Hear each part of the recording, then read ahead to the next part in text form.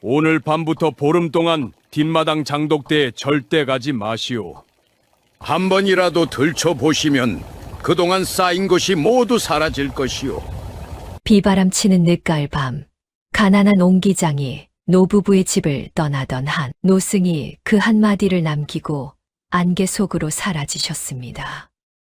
노부부는 그날 자기네가 한 끼 굶을 셈으로 마지막 누룽지 한 그릇을 그 스님께 내어드린 처지였지요. 노부부는 그 한마디의 뜻을 알지 못하면서도 두 손을 모으고 그 한마디를 가슴에 새겼습니다. 그런데 그날 밤부터 매일 밤 뒷마당 장독대에서 흘러나온 한 가지 소리가 노부부의 잠을 깨웠습니다. 과연 어떤 소리가 장독대에서 들렸던 걸까요? 오늘도 야밤의 보따리를 찾아주셔서 감사합니다. 구독과 좋아요로 응원 부탁드립니다. 보따리 속 옛날 이야기 지금 시작합니다. 옛날 옛적 경상도 청도 산골 깊은 골짜기에 한 옹기장이 노부부가 살고 있었습니다. 영감의 이름이 옹수였고 할멈의 이름이 점례였지요. 옹수 영감의 나이가 그해 67이었고 점례 할미의 나이가 그해 64이었습니다. 두 분이 부부가 된 지가 그해로 45해째였지요. 옹수 영감네 살림집은 청도 산골에서도 가장 외딴 자리에 있었습니다. 산기슭 한쪽에 작은 초가가 한 채 자리하고 그 살인문 안 왼편에 옹수 영감이 평생 옹기를 구워온 가마가 한 좌 자리하고 있었지요. 가마 옆에는 흙을 쌓아둔 흙더미가 한 무더기 있었고 그 곁에는 옹기를 빚는 돌림판이 한 자리에서 45해를 옹수 영감과 함께 늙어 있었습니다. 그 돌림판 곁에 있는 작은 평상에 점례 할미가 옹기에 흙물을 입히는 자리가 또 한 자리 있었지요. 초가의 뒷마당에는 장독대가 한 자리 있었습니다. 청도 산골의 다른 집 장독대와 다른 점이 한 가지 있었지요. 옹수 영감네 장독대의 항아리들이 모두 옹수 영감 자신의 손으로 빚은 것이었던 까닭이었습니다. 큰 항아리가 셋, 중간 항아리가 둘, 작은 항아리가 둘, 모두 7이었지요. 그 7 항아리 가운데 가장 안쪽 구석에 가장 작은 항아리 하나가 따로 자리하고 있었습니다. 그 항아리는 평소에 늘 비어 있었고 점례 할미가 매일 한 번씩 마른 행주로 바깥쪽을 닦아두는 항아리였지요. 옹수 영감이 그 작은 항아리를 빚은 것은 부부가 된 지 한 해째 되던 해의 일이었습니다. 신혼의 옹수 영감이 자기 첫 작품으로 점례 할미를 위해 빚어준 항아리가 그 항아리였지요. 처음 빚은 솜씨라 모양이 한쪽으로 살짝 기울어져 있었으나 점례 할미는 그 항아리를 평생 자기 곁에 두었습니다.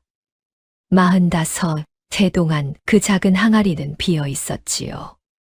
점례 할미가 그 항아리에 무엇을 담아 둔 적이 한 번도 없었던 까닭이었습니다. 산골 사람들은 옹수 영감네를 옹수 영감네라 부르지 않고 옹가네라 부르곤 했지요. 옹수 영감이 빚은 옹기가 청도 산골에서 가장 단단하고 빛이 곱다는 평이 한때는 산골에 자자했던 까닭이었습니다. 옹수 영감의 가마터에서 나오는 점토가 청도 산골에서 가장 곱다는 것이 산골 사람들 사이에 알려진 일이었지요. 그 점토를 옹수 영감이 자기 손으로 빚어 가마에서 구워내면 그 옹기는 한 해를 두어도 곡식이 쉬지 않고 한 해를 두어도 간장이 변하지 않는 그런 옹기가 되었습니다. 그러나 옹수 영감네 형편은 그 옹기의 솜씨와 달리 좀처럼 펴지지가 않았지요. 한때는 청도장에서 옹수 영감의 옹기를 사가려는 사람이 줄을 섰던 적도 있었으나 본편의 시점에 이르러서는 그 줄이 한 사람도 남지 않은 지가 한참이었습니다. 산 아래 너른 들판 곁에 박첨지라는 양반이 자기 집 마당에 큰 가마를 한 좌 들이고 거기서 옹기를 굽기 시작한 뒤로 청도 장의 옹기 거래는 모두 박첨지 댁의 가마로 옮겨간 것이었지요. 박첨지 댁의 옹기는 옹수 영감의 옹기보다 모양이 더 매끈했습니다. 다만 그 옹기에 곡식을 담으면 한 달이 못 가 곡식이 쉰다는 평이 산골 사람들 사이에 한참 떠돌았으나 그 평이 청도 장의 줄을 옹수 영감네로 다시 돌려보내지는 못했지요. 옹수 영감과 점례 할미가 가난한 살림에 그래도 굳세게 가마를 지킨 것은 두 분이 함께 빚어낸 한 가지 추억 때문이었습니다. 두 분에게는 외동아들 옹돌이가 한 명 있었지요. 옹돌이는 두 분이 부부가 된 지 한참이 지나서야 점례 할미의 품에 안긴 늦둥이였습니다. 옹돌이가 5살이 되던 해봄에 청도 산골에 큰 돌림병이 돌았는데 그 돌림병을 옹돌이가 이기지 못하고 그 해봄 흙으로 돌아갔지요. 옹돌이가 흙으로 돌아간 그 해봄이 본편의 시점에서 헤아리니 꼭 20해 전의 일이었습니다. 옹돌이를 묻고 돌아온 그 해봄, 옹수. 영감이 가마 곁에 한참을 앉아 가마에 식어가는 불을 가만히 바라보고 있었지요.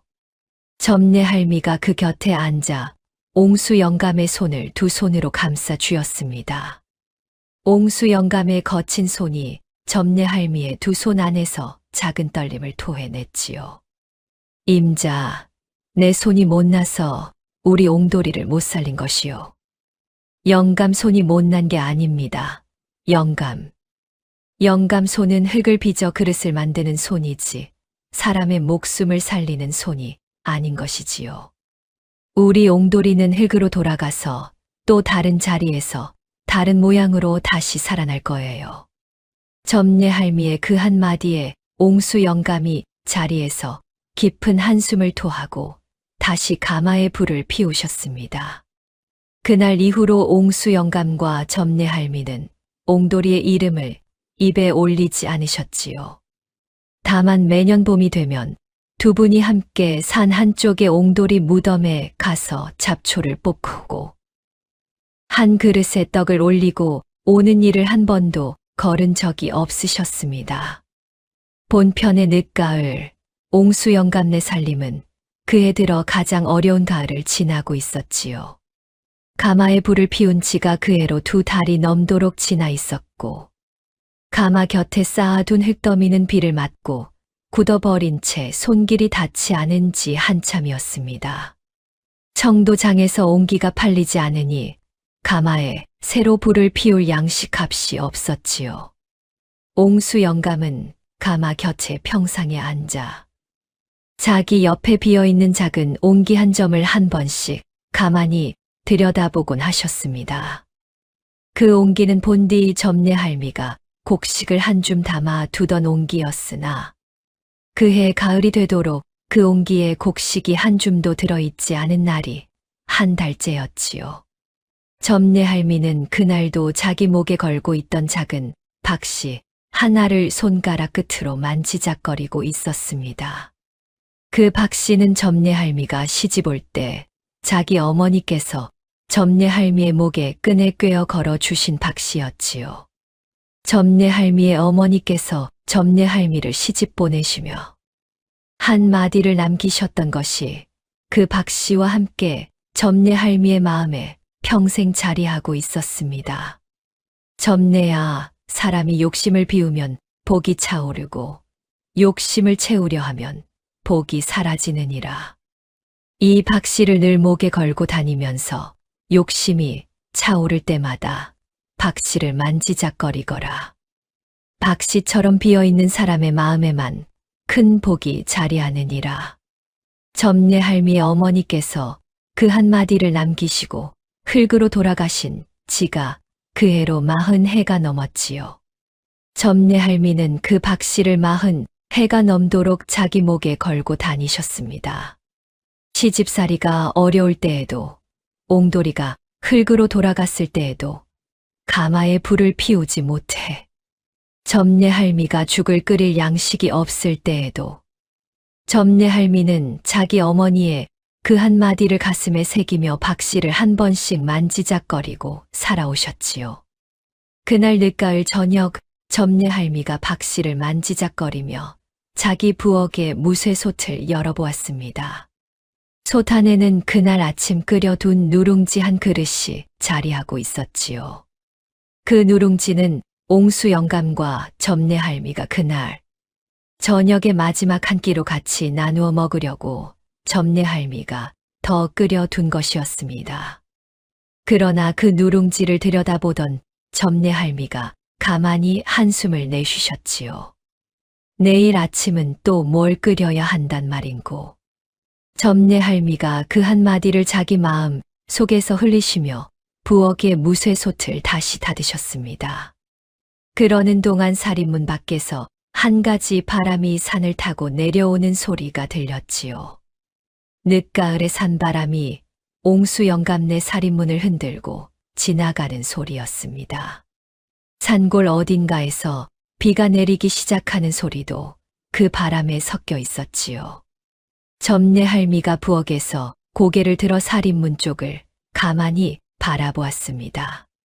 그 자리에서 작은 인기척이 살인문 안쪽으로 들어오는 듯한 소리가 점례 할미의 귀에 들렸지요. 그 인기척이 누구의 인기척인지를 점례 할미가 알지 못한 채로 점례 할미는 두 손을 앞치마에 닦으시며 부엌을 더 둘러보셨습니다. 점례 할미의 마음 한쪽에서는 작은 마음이 자라나고 있었지요. 살인문 안쪽으로 들어온 그 인기척의 주인이 누구이건 한 그릇에 따뜻한 것을 내어 드려야겠다는 마음이었습니다. 무쇠솥 안의 마지막 누룽지 한 그릇이 그날 저녁 노부부의 마지막 한 끼라는 사실이 점례 할미의 마음에 한 번도 무겁게 자리하지 않았지요. 점례 할미의 어머니께서 40해 전 점례 할미의 목에 박씨를 걸어주시며 남기신 그 한마디가 그날 저녁 점례 할미의 부엌 한쪽에서 더 또렷이 살아나고 있었습니다. 사람이 욕심을 비우면 복이 차오른다는 그 한마디였지요.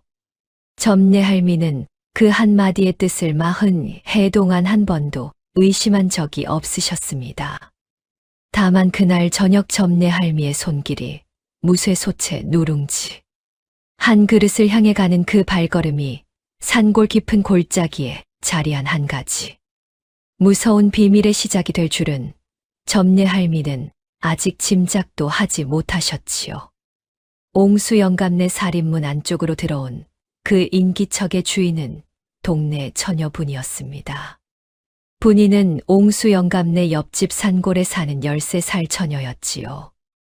부모가 한 해 전 산판에서 통나무에 깔려 두 분 모두 다리를 다친 뒤로 분이가 자기 손으로 산나무를 캐어 살림을 보태며 사는 처지였습니다.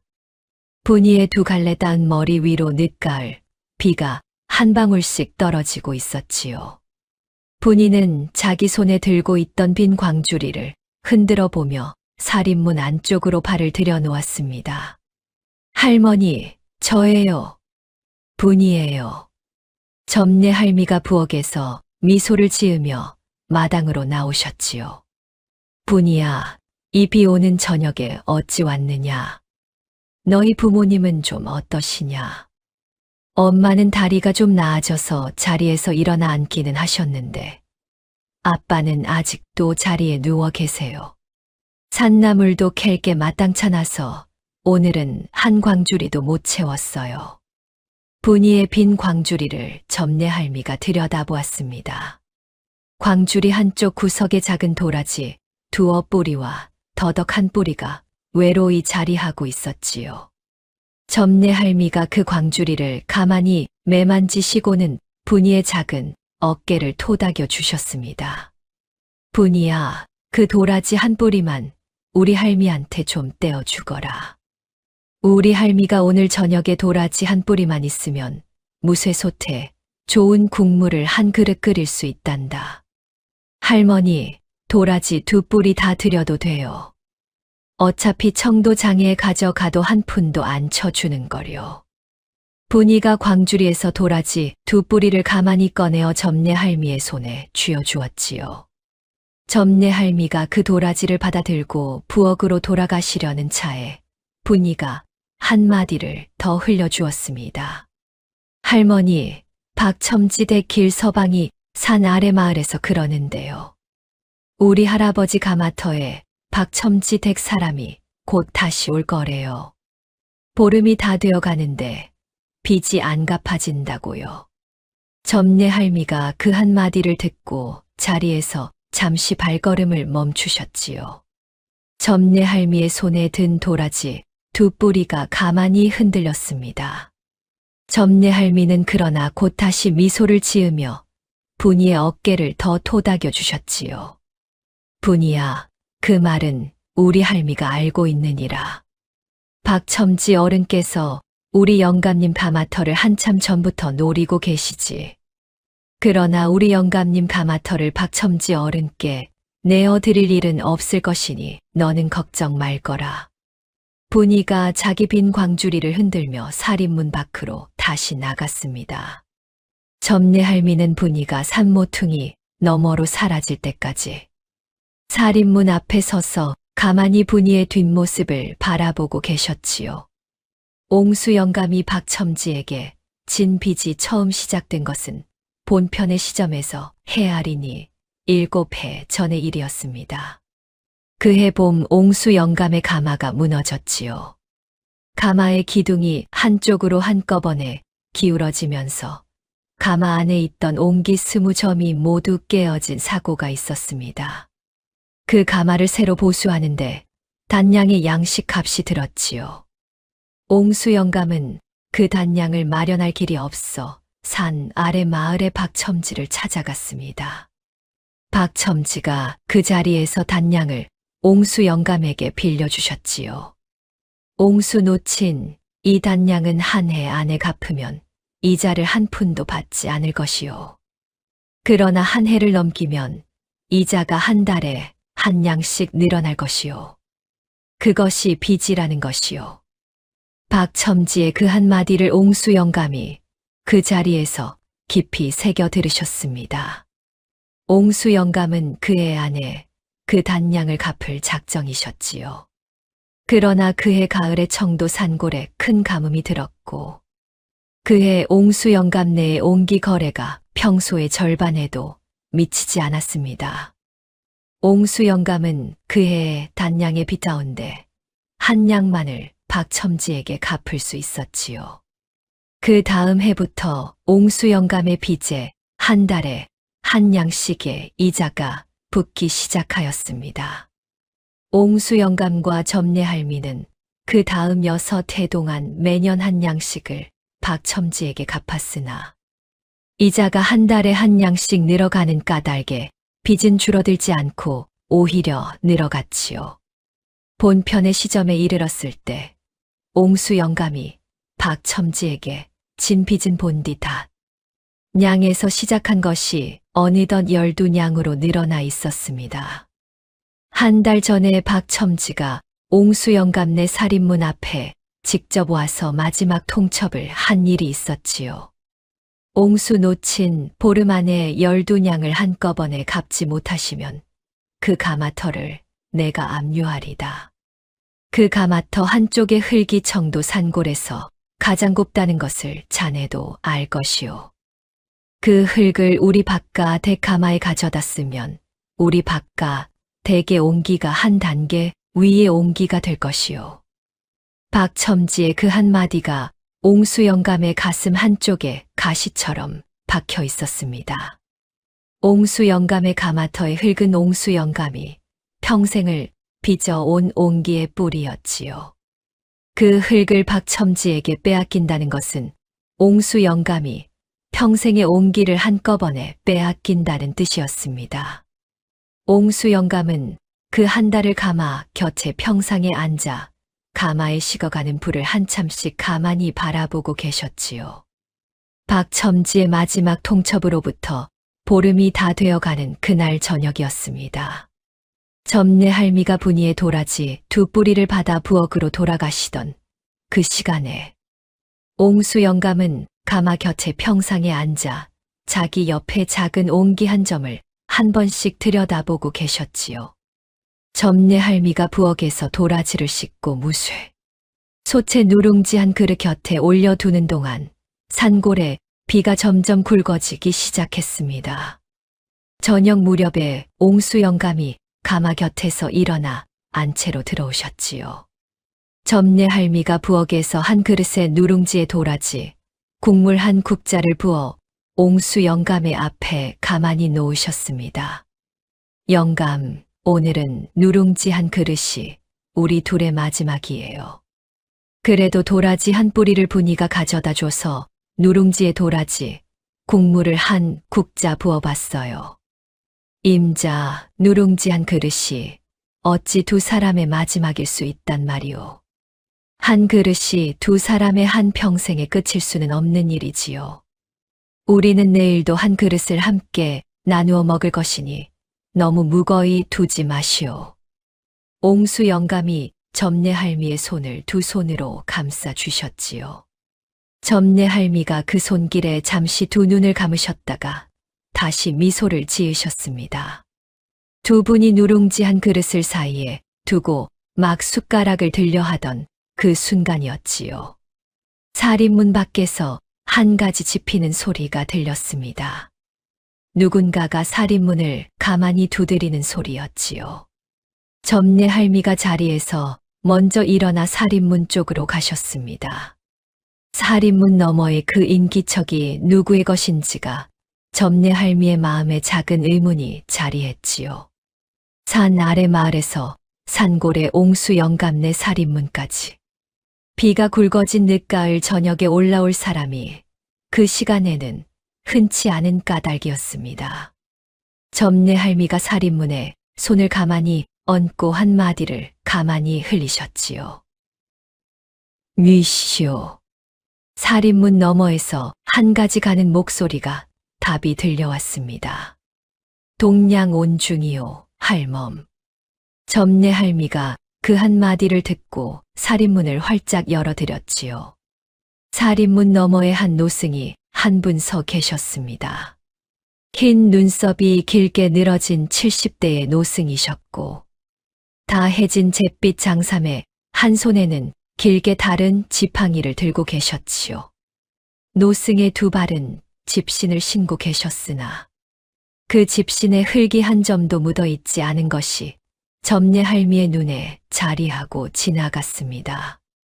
큰 스님, 비 오시는 저녁에 산골까지 어인 일로 오셨사옵니까? 우리 집은 가난하여 한 그릇에 누룽지밖에 없는 형편이오나 그 한 그릇이라도 잡수시고 가시지요. 노승이 그 한마디에 두 손을 모으고 가만히 합장을 하셨지요. 노승의 두 눈동자가 그 자리에서 푸른빛으로 빛나는 듯한 모습을 점례 할미가 보았으나 점례 할미는 그 빛이 호롱불의 한 자락이 노승의 눈에 어린 것이라 여기시고 노승을 살인문 안쪽으로 모셨습니다. 점례 할미가 노승을 안채의 마루로 모시는 동안 옹수 영감이 자리에서 일어나 노승께 더 깊이 절을 올리셨지요. 점례 할미가 부엌으로 가서 자기와 옹수 영감이 막 나누어 먹으려 하던 마지막 누룽지 한 그릇을 그대로 노승의 앞에 가져다 놓으셨습니다. 큰 스님 보잘것없으나 한 끼의 마음이옵니다. 노승이 한참을 가만히 그 누룽지 한 그릇을 들여다보시다가 가는 목소리로 한마디를 흘리셨지요. 한 그릇이 한 평생이요, 할멈. 노승의 그 한마디가 점례 할미의 마음 한쪽에 가만히 자리하고 지나갔습니다. 그 한마디의 뜻이 무엇인지를 점례 할미가 그 자리에서 알지는 못하셨으나 노승의 두 눈빛이 그 한마디를 흘리시는 동안에 더 푸르게 빛나는 모습을 점례 할미는 분명히 보았지요. 옹수 영감은 그러나 한쪽 귀가 잘 안 들리시는 까닭에 노승의 그 한마디를 다시 들으려 하지 않으시고 그저 노승께 더 깊이 머리를 조아리셨습니다. 산골의 그날 저녁의 비는 점점 더 굵어지고 있었지요. 노승이 점례 할미가 내어드린 누룽지 한 그릇을 한 숟가락씩 천천히 떠 드시기 시작했습니다. 노승의 손길은 한 번도 서두름이 없었지요. 한 숟가락을 떠서 입에 넣으시고 가만히 씹으시고 다시 한 숟가락을 드시는 그 모습이 한 끼의 식사가 아니라 한 가지 의례를 치르시는 모습 같았습니다. 노승이 그 한 그릇을 다 비우시는 동안 옹수 영감과 점례 할미는 마루의 한쪽에 가만히 앉아 노승을 한 번도 재촉하지 않으셨지요. 마지막 한 숟가락을 노승이 비우시고 그릇을 가만히 마루 위에 놓으셨습니다. 노승이 두 손을 모아 합장을 하시고 옹수 영감과 점례 할미를 향해 깊이 머리를 숙이셨지요. 영감, 할멈, 한 그릇 잘 받아 먹었소이다. 가난한 집의 마지막 한 그릇을 동냥하는 중에게 내어주는 일이 흔한 일이 아니지요. 큰 스님, 가난한 집이라 하나 한 그릇이 모자란 것이 우리 집 형편에 부끄러움이 올시다. 더 잡수시고 가시면 좋으련만 그 한 그릇이 우리 집의 전부이오니 부디 너그러이 받아 주시옵소서. 옹수 영감이 두 손을 모으고 머리를 깊이 숙이셨습니다. 노승은 그러나 한마디 말씀을 더 하지 않으시고 자리에서 가만히 일어나 살인문 쪽으로 발걸음을 옮기셨지요. 점례 할미가 노승의 뒤를 따라 살인문까지 함께 가셨습니다. 비는 어느덧 가늘어져 안개비처럼 산골에 흩날리고 있었지요. 살인문 앞에서 노승이 발걸음을 멈추시고 옹수 영감과 점례 할미를 가만히 돌아보셨습니다. 노승의 두 눈동자가 그 자리에서 더 푸른 빛으로 또렷이 빛났지요. 영감, 할멈, 한 가지 부탁이 있소이다. 하시지요, 큰 스님. 오늘 밤부터 보름 동안 뒷마당에 장독대에 절대 가지 마시오. 한 번이라도 들춰보시면 그동안 쌓인 것이 모두 사라질 것이오. 노승의 그 한마디가 살인문 앞에 안개비 속에서 또렷이 울려 퍼졌습니다. 옹수 영감과 점례 할미가 그 한마디를 듣고 자리에서 굳어졌지요. 노승은 그러나 한마디의 설명도 더하지 않으시고 자기 다른 지팡이를 가만히 짚으시며 살인문 너머로 발걸음을 옮기셨습니다. 점례 할미가 자기도 모르게 한마디를 청하셨지요. 큰 스님, 그 말씀의 뜻이 무엇이오니까? 노승이 살인문 너머의 안개 속에서 가만히 돌아보시며 가는 미소를 띠셨습니다. 오늘 밤부터 한 가지가 그 자리에 쌓일 것이요. 그것이 무엇인지를 알고 싶다는 마음이 한 번이라도 자라나거든 두 분께서 처음 한 그릇을 내어주시던 그 마음을 더 떠올리시구려. 그 마음이 사라지면 그 자리에 쌓인 것도 한꺼번에 사라질 것이오. 노승의 그 한마디가 안개비 속으로 더 또렷이 울려 퍼지고 노승의 모습은 안개 속으로 한 번에 사라졌습니다. 점례 할미가 살인문 앞에서 한참을 가만히 서서 노승이 사라진 자리를 바라보고 계셨지요. 옹수 영감이 점례 할미의 곁에 와서 한마디를 청하셨습니다. 임자, 그 큰 스님이 어디로 사라지셨소? 발자국이 한 자국도 안 남았는데. 옹수 영감의 그 한마디에 점례 할미가 살인문 안쪽 흙바닥을 가만히 들여다보았지요. 그 자리에 노승이 살인문 안쪽으로 들어오셨다. 나가신 발자국이 한 자국도 남아있지 않았습니다. 노승이 마루로 올라오시던 자리에도, 노승이 살인문에서 안채의 마루까지 걸어가시던 자리에도 노승의 발자국이 한 자국도 흙바닥에 새겨져 있지 않았지요. 옹수 영감과 점례 할미가 그 자리에서 서로의 얼굴을 돌아보았습니다. 임자, 그 큰 스님이 보통 분이 아니신 것 같소이다. 영감, 그러게요. 그러나 그 큰 스님께서 우리에게 한마디 부탁을 남기셨으니 우리는 그 부탁을 지켜야 할 것이지요. 옹수 영감과 점례 할미는 그날 밤 살인문을 걸어 닫고 안채로 돌아오셨습니다. 두 분이 마루의 호롱불 아래에 마주 앉아 노승의 한마디를 두고 한참을 의논하셨지요. 임자 큰 스님께서 우리 장독대에 무엇이 쌓이것이야 하셨는데 그것이 무엇이겠소이까? 영감, 그것이 무엇인지를 알 길이 없지요. 다만 큰 스님께서 한 말씀에 한 번이라도 들춰보면 그동안 쌓인 것이 모두 사라질 것이라 하셨으니 우리가 그 한마디를 어기는 것은 안 될 일이지요. 한마디를 어기지 않는 것은 어렵지 않은 일이나 보름 동안 우리가 그 장독대를 한 번도 안 본다는 것이 가능한 일이겠소이까. 우리 살림의 장독대가 한 자리에 있는데 영감, 보지 않는 것은 어렵지 않아요.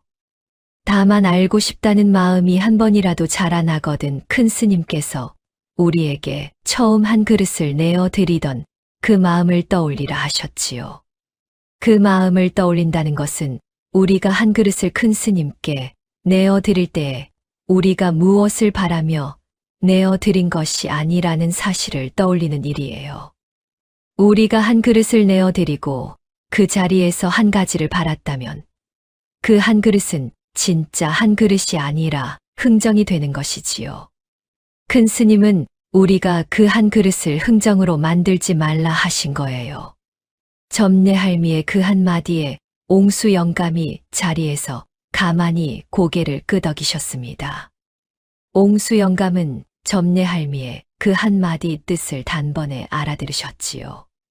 점례 할미의 어머니께서 40해 전에 점례 할미의 목에 박씨를 걸어주시며 남기셨던 그 한마디와 노승의 그 한마디가 한자리에서 한 가지로 만나고 있었던 것입니다.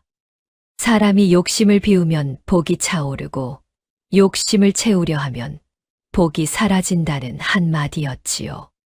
옹수 영감이 점례 할미의 두 손을 두 손으로 감싸 주셨습니다. 임자, 보름 동안 우리는 장독대에 가지 않기로 합시다. 보고 싶다는 마음이 한 번이라도 자라나거든 우리는 큰 스님께 한 그릇을 내어 드릴 때에 그 마음을 떠올립시다. 그 마음을 떠올리는 일을 한 번이라도 잊지 않는다면 우리가 보름 동안 장독대를 한 번도 안 보고 지낼 수 있을 것이요. 영감, 그리해요. 우리 약속해요. 점례 할미가 옹수 영감의 두 손을 두 손으로 마주 잡으시며 가만히 한마디를 흘리셨지요. 보지 마세요, 영감. 그래, 임자도 보지 마시오. 옹수 영감과 점례 할미가 그날 밤 마루의 호롱불 아래에서 굳게 약속을 맺으셨습니다.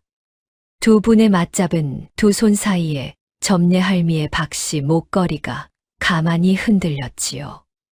점례 할미가 그 박씨를 만지작거리시고는 자기 마음 속에서 더 자기 어머니의 그 한마디를 가만히 되뇌이셨습니다. 비는 그날 새벽까지 한 번도 그치지 않았지요. 산골 깊은 골짜기에 안개비가 자욱이 깔려 들었습니다. 옹수 영감과 점례 할미가 안방의 자리에 누워 잠을 청하시던 그 시간에 두 분의 마음 한쪽에는 작은 의문이 자리하고 있었지요. 노승의 한마디대로 정말 한 가지가 그날 밤부터 두 분의 장독대에 쌓이기 시작할 것인지 그것이 무엇이 될 것인지를 두 분이 알 길이 없었던 것입니다. 그러나 두 분은 그 의문을 한 번이라도 행동으로 옮기지 않기로 굳게 약속을 맺으셨고 그 약속의 한 가닥이 두 분의 두 손 사이에서 가만히 잡혀 있었지요. 새벽이 가까워질 무렵이었습니다.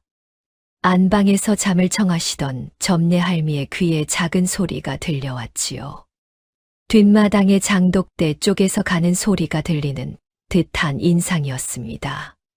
점례 할미가 자기 귀를 가만히 기울여 그 소리를 들어보았지요.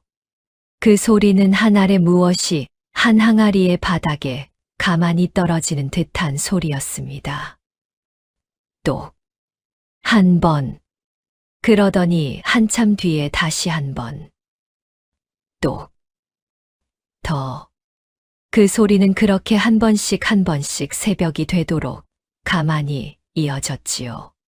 점례 할미는 그 소리를 들으며 자기 곁에 잠들어 계신 옹수 영감의 거친 손을 가만히 잡으셨습니다. 옹수 영감은 한쪽 귀가 잘 안 들리시는 까닭에 그 소리를 점례 할미만큼 또렷이 듣지 못하셨지요. 점례 할미는 자기가 들은 그 소리의 정체를 한 번도 자기 머릿속에서 형상화하지 않으셨습니다. 그 소리의 정체를 알고 싶다는 마음이 한 번이라도 자라나면 노승께 한 그릇을 내어 드릴 때에 그 마음이 흥정이 되는 까닭이었지요. 점례 할미는 자기 목에 걸린 박씨를 만지작거리시며 자기 어머니의 그 한마디를 자기 마음 속에서 더 되뇌이셨습니다.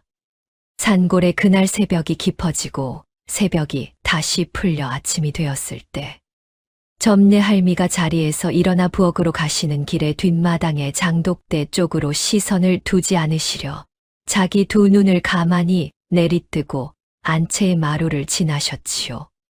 보름의 첫째 날 새벽이 그렇게 옹수 영감네 산골 초가에서 환히 밝아 오고 있었습니다.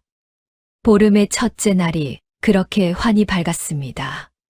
옹수 영감은 그날 아침 자리에서 일어나시며 점례 할미께 자기가 새벽에 한 가지 꿈을 꾸셨다는 한마디를 흘리셨지요. 임자, 새벽에 한 가지 꿈을 꾸었소이다. 우리 옹돌이가 5살 적의 그 모습으로 우리 가마 앞에 서서 자기 손바닥에 작은 콩 하나를 가만히 들고 보여주는 꿈이었소. 그 콩 한 알이 어쩐지 한 가지 의미가 있는 것 같았는데 그 자리에서 깨어났소. 영감, 그 꿈이 좋은 꿈이지요. 우리 옹돌이가 우리에게 한 가지 소식을 주려고 다녀간 거예요. 점례 할미가 부엌으로 가서 그날 아침에 끼니를 준비하시려 했으나 부엌에는 그날 아침 끓일 양식이 한 줌도 남아 있지 않았지요.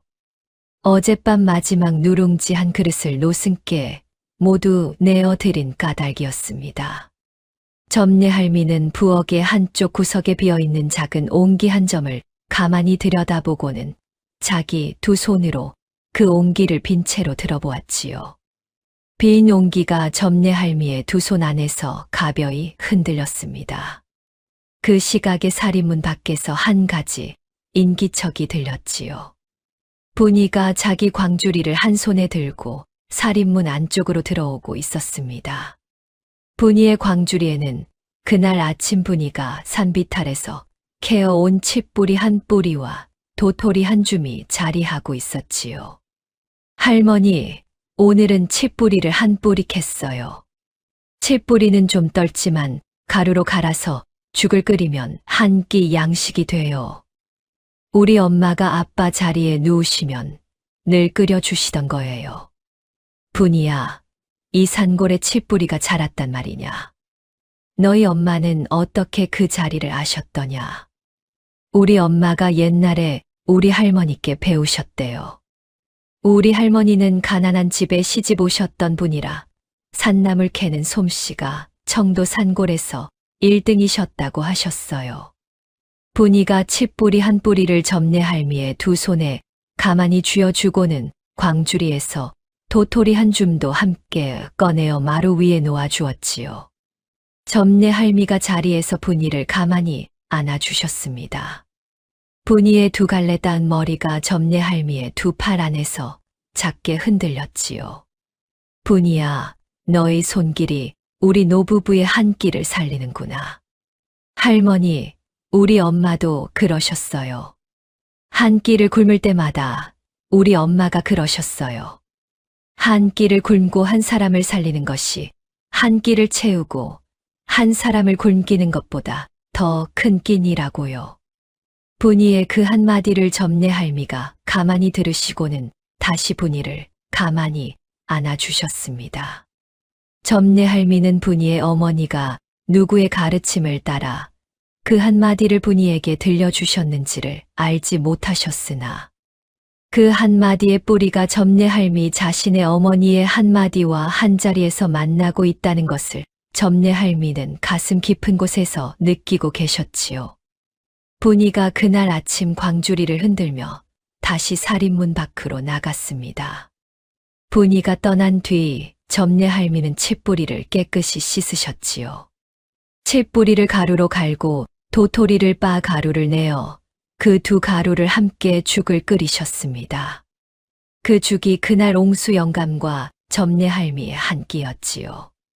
두 분이 그 죽 한 그릇을 함께 나누어 잡수시는 동안 옹수 영감이 점례할미께 한마디를 흘리셨습니다.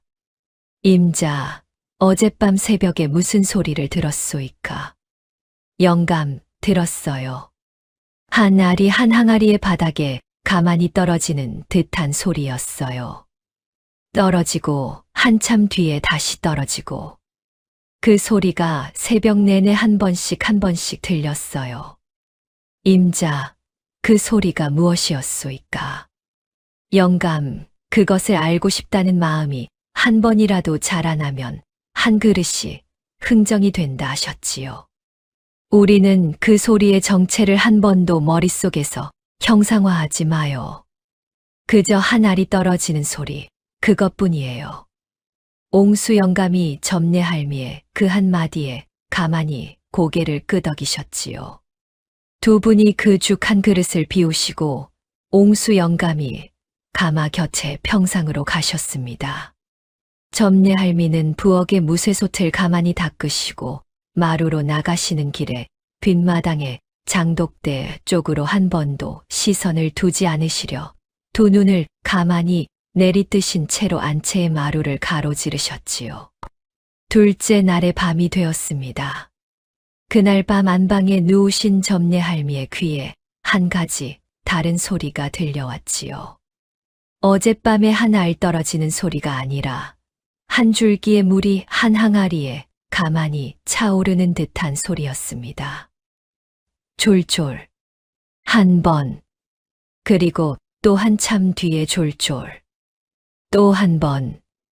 그 물이 차오르는 소리는 어젯밤에 한 알 떨어지는 소리와 다른 박자로 새벽이 되도록 한 번씩 가만히 이어졌지요. 점례할미는 그 소리를 들으면서도 그 물이 어떤 물인지를 한 번도 머릿속에 형상화하지 않으셨습니다. 그저 박씨를 만지작거리시며 자기 어머니의 그 한마디를 마음속에서 더 되뇌이셨지요. 셋째 날의 밤에는 또 다른 소리가 들렸습니다.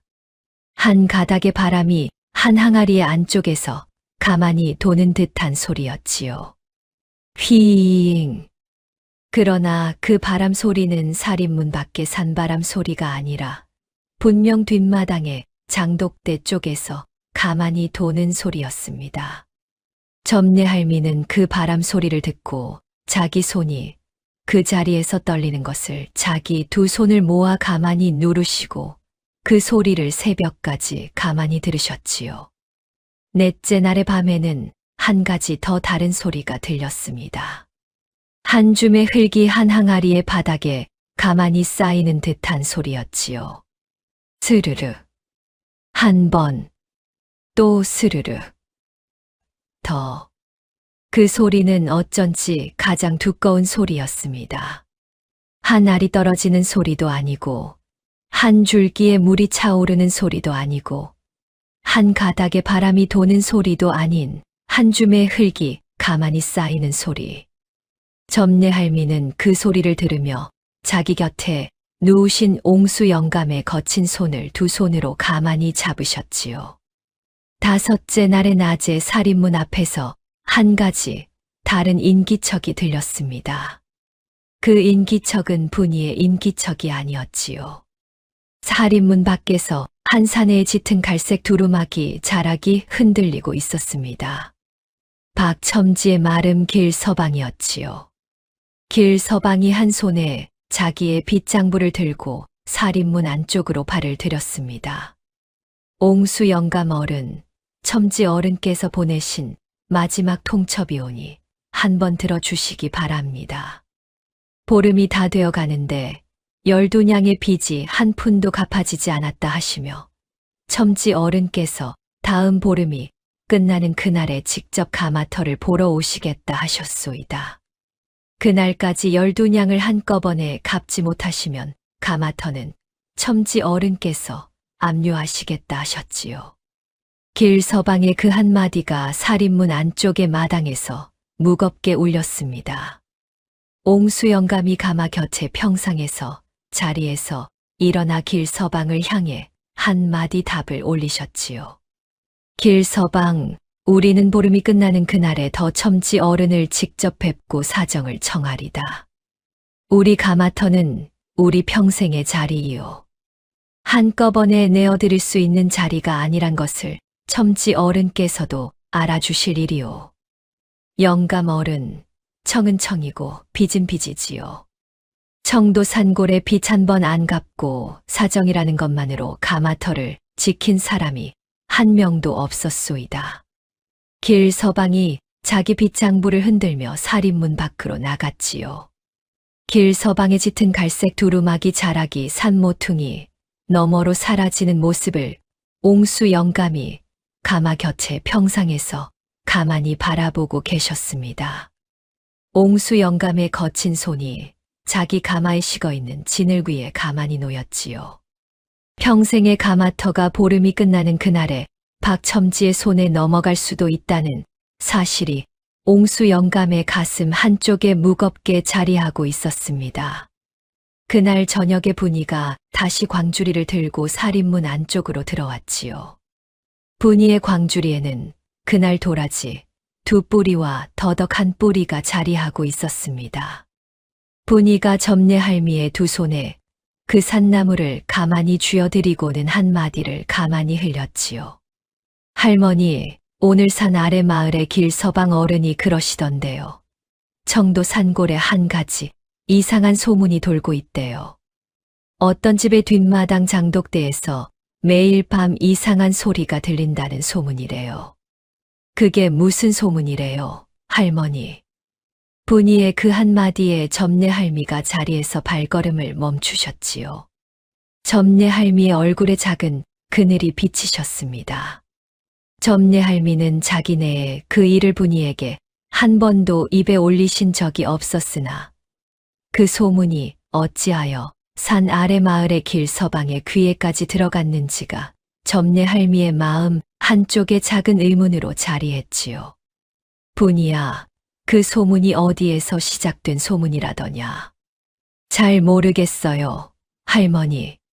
제가 어제 산나물을 캐러 산비탈에 갔다가 산 아래 마을에서 올라오는 길 서방 어른과 마주쳤는데 길 서방 어른이 저한테 그 한마디를 물어보셨어요. 산골에 매일 밤 이상한 소리가 나는 집이 어디인지를 아냐고요. 저는 그런 소문은 모른다 했어요. 분이의 그 한마디에 점례 할미가 가만히 분이의 작은 손을 잡으셨습니다. 점례 할미의 마음 한쪽에서는 작은 두려움이 자라나기 시작하셨지요.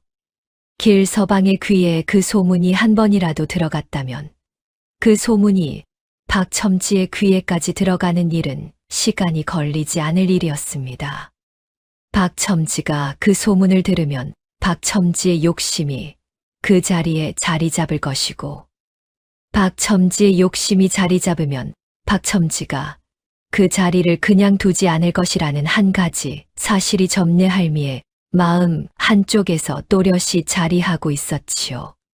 5째 날의 밤이 되었을 때 안방에 누우신 점례 할미의 귀에 한 가지 더 큰 소리가 들려왔습니다. 그 소리는 어제까지의 소리들보다 한 단계 더 가까이에서 나는 소리였지요. 한 가지가 한 항아리의 한 자리에서 차오르고 또 한 가지가 다른 한 항아리에서 차오르는 그런 소리였습니다. 점례 할미가 그 소리를 들으며 자기 2눈을 감으셨지요. 점례 할미는 그 소리의 정체를 한 번도 머릿속에 형상화하지 않으셨으나 그 소리들이 점점 더 분명해지고 있다는 사실 한 가지만은 점례 할미의 귀에 또렷이 자리하고 있었습니다. 산골의 그 5째 날의 밤이 깊어지는 동안 보름의 절반이 가까이 다가오고 있었지요. 6째 날의 아침이 환히 밝았습니다. 그날 아침 옹수 영감네 살인문 앞에 한 가지 큰 인기척이 들렸지요. 박첨지가 직접 자기 가마의 마름 2명을 데리고 옹수 영감네 살인문 앞에 도착하셨던 것이었습니다. 박첨지의 비단 두루마기 자락이 살인문 너머에서 흔들렸지요. 박첨지가 살인문 안쪽으로 발을 들이며 한마디를 흘리셨습니다. 옹수 노친, 오늘 직접 와봤소이다. 길 서방의 빗장부가 자네의 사정을 다 풀어놓지 못하기에 내가 직접 와서 자네의 가마터를 더 들여다보려고 한 것이요. 옹수 영감이 가마 곁에 평상에서 자리에서 일어나 박첨지를 향해 깊이 머리를 숙이셨지요. 점례 할미는 부엌에서 2 손을 앞치마에 닦으시며 마당으로 내려오셨습니다. 박첨지가 옹수 영감의 가마터를 둘러보시고는 가마 곁에 흙더미에 자기 손을 가만히 짚어보셨지요. 이 흙이 청도 산골에서 가장 곱다는 그 흙이요. 한 줌만 손가락 끝으로 비벼보아도 다른 흙과 다른 것이 단번에 알아지오이다. 자네의 빚 12냥을 우리 박가 대기 한꺼번에 갚아 드릴 셈으로 이 가마터를 사드리면 어떻겠소. 가마터를 압류하는 모양보다는 사드리는 모양이 자네에게도 우리에게도 모양이 더 좋을 것이오. 박첨지의 그 한마디는 가만히 흘려들어보면 한 가지 호의의 한마디 같았으나 옹수 영감과 점례 할미의 귀에는 그 한마디가 무겁게 자리하지 않았지요. 옹수 영감이 가만히 한마디 답을 올리셨습니다. 첨지 어른, 우리 가마터는 우리 평생의 자리이옵니다. 사드리는 모양이라 하나 한 번 우리 손에서 떠난 가마터는 다시 우리 손으로 돌아오지 않을 것이지요. 우리는 보름이 끝나는 그날까지 더 사정을 풀어보겠사오니 보름이 끝나는 그날에 다시 와주시면 좋겠사옵니다. 옹수 노친, 자네가 보름 안에 12냥을 한꺼번에 마련할 길이 어디에 있소이까. 산골에서 옹기를 굽지도 못하는 자네가 보름 안에 그 한 번에 12냥을 마련하는 일이 가능한 일이겠소이까. 첨지 어른, 다시 사정을 풀어보겠사옵니다. 부디 한 번만 너그러이 기다려 주시옵소서. 박첨지가 그 자리에서 가만히 미소를 지으시며 자기 마름 2명에게 한마디를 흘리셨지요. 가마를 둘러보거라. 가마의 상태가 어떠한지 살펴두어라. 박첨지의 마름 2명이 옹수 영감의 가마 곁으로 다가가서 가마를 한 바퀴 빙 둘러보았습니다. 그 2명의 손이 가마의 한쪽 흙벽을 한 번씩 쓸어보고 가마의 입구를 들여다보았지요. 옹수 영감이 자기 가마가 박첨지의 마름의 손에 더듬어지는 모습을 가마 곁에 평상에서 가만히 바라보고 계셨습니다. 그 한 모습이 옹수 영감의 가슴 한쪽에 무겁게 자리하고 있었지요. 박첨지가 마름들을 데리고 살인문 밖으로 나가시며 마지막 한마디를 흘리셨습니다. 옹수 노친, 보름이 끝나는 그날에 다시 오리다. 그날까지 마음의 준비를 잘 해두시오. 박첨지의 비단 두루마기가 산모퉁이 너머로 사라진 뒤에 옹수 영감이 가마 곁에 평상에서 한참을 가만히 앉아 계셨지요. 점례 할미가 옹수 영감의 곁에 앉아 옹수 영감의 거친 손을 2 손으로 가만히 감싸 주셨습니다. 2 분 사이에 깊은 한 가닥의 침묵이 자리했지요. 임자, 보름이 끝나는 그날에 우리가 박첨지 어른께 어떻게 해드려야 하겠소이까. 영감, 그날의 일은 그날에 하기로 해요. 오늘은 오늘의 일만 하기로 해요. 우리는 큰 스님께서 남기신 한마디를 한 번도 어기지 않기로 한 약속만을 지키면 되는 거예요.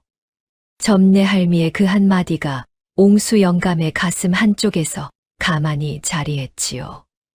옹수 영감은 점례 할미의 그 한마디 뜻을 단번에 알아들으셨습니다. 옹수 영감의 거친 손이 점례 할미의 두 손 안에서 가만히 따뜻해졌지요. 6째 날의 밤에서 7째 날의 밤으로 넘어가는 그날 새벽이 옹수 영감과 점례 할미에게는 보름 가운데 가장 어려운 새벽이었습니다. 그날 새벽에 안방에 누우신 옹수 영감이 자리에서 일어나 안방의 문을 가만히 열고 마루로 나가셨지요. 옹수 영감의 거친 발이 마루의 끄트머리에 가만히 놓였습니다.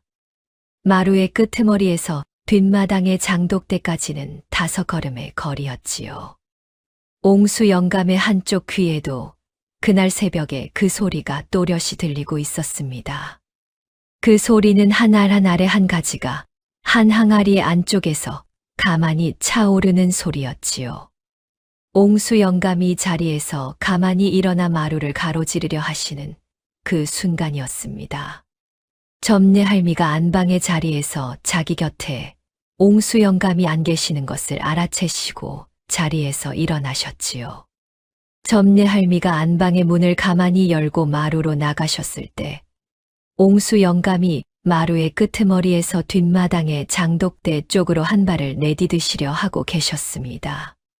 옹수 영감의 한 발이 마루의 끄트머리에서 가만히 흔들렸지요.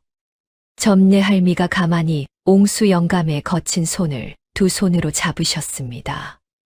영감, 한 번만 더 마음을 비우세요.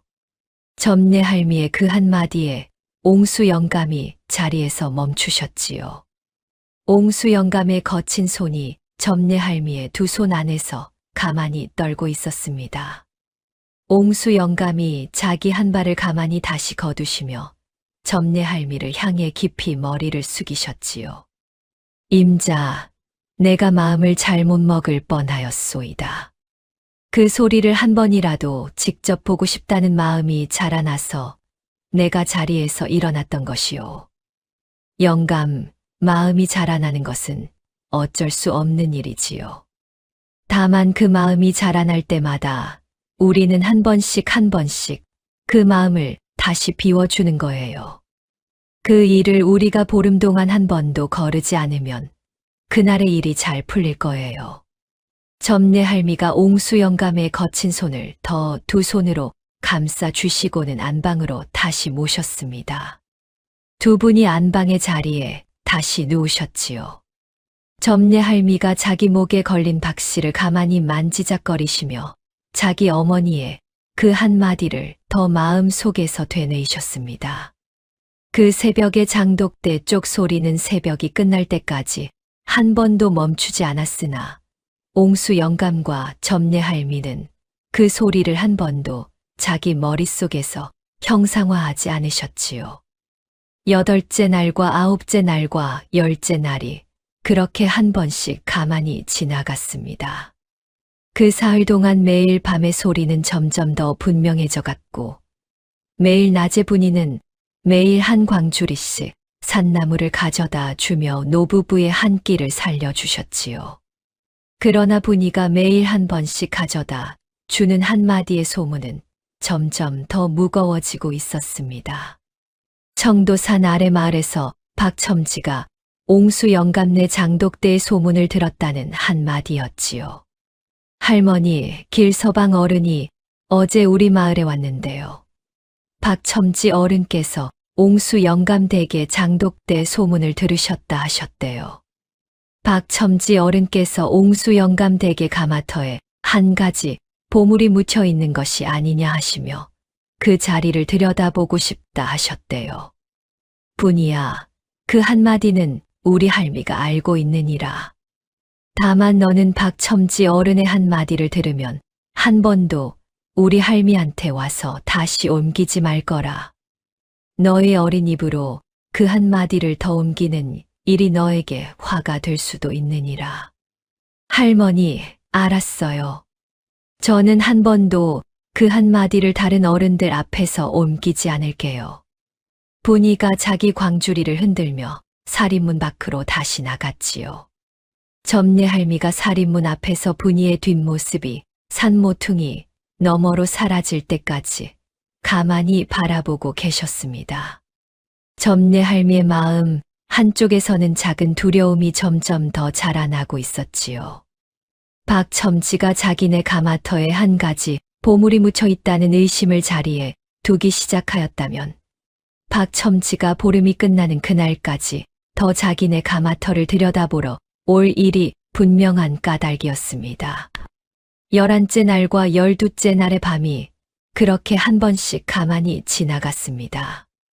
그 두 밤 동안 옹수 영감네 장독대 쪽의 소리는 한 단계 더 분명해져 한 번씩 한 항아리의 안쪽에서 한 가지가 또렷이 차오르는 소리가 되었지요.